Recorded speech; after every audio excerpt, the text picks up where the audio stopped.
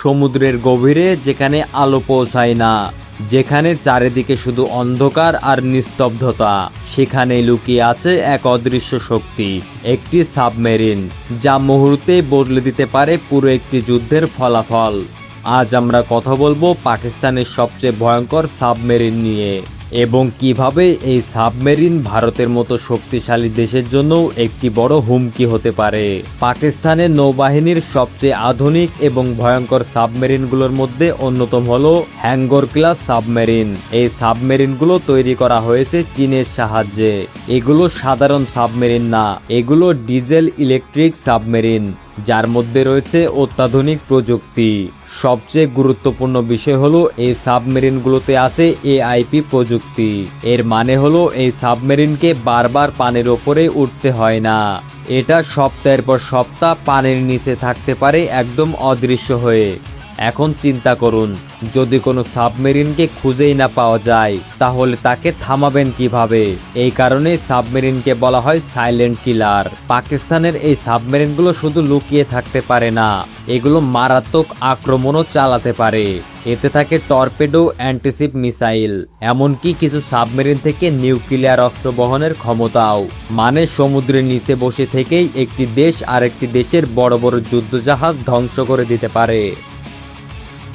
এখন আসি ভারত পাকিস্তান যুদ্ধের প্রসঙ্গে। ভারত এবং পাকিস্তান এই দুই দেশের মধ্যে উত্তেজনা নতুন কিছু নয়।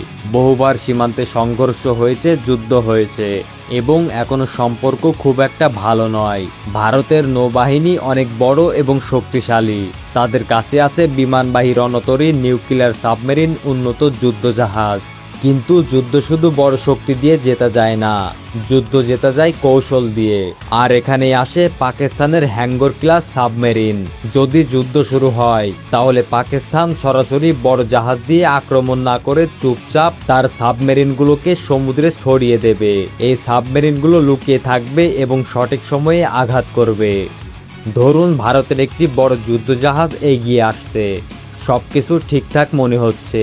হঠাৎ কোথা থেকে যেন একটি টর্পেডো এসে আঘাত করলো। কেউ বুঝতেই পারলো না আক্রমণটা কোথা থেকে হলো।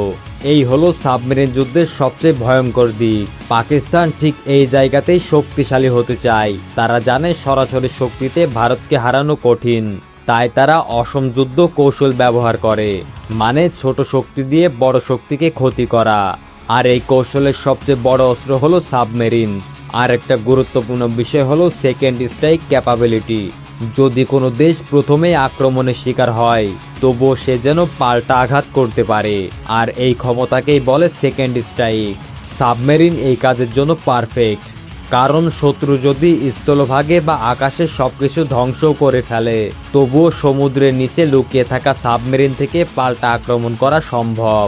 এই কারণেই সাবমেরিন শুধু একটি যুদ্ধজাহাজ নয়, এটা একটি ডিস্টারেন্স বা ভয় দেখানোর শক্তি।